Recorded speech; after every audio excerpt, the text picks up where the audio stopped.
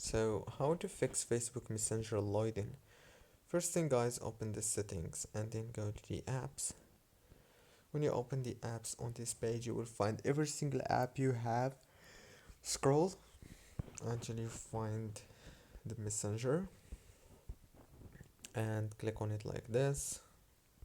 Click on Force Stop and then click on Storage, click on Clear Data and click on Delete. Exactly like that.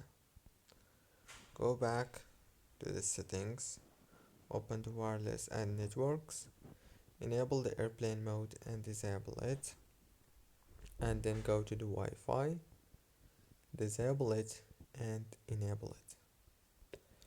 So that's it, guys. Don't forget to like, subscribe, and thank you so much for watching this tutorial until the very end.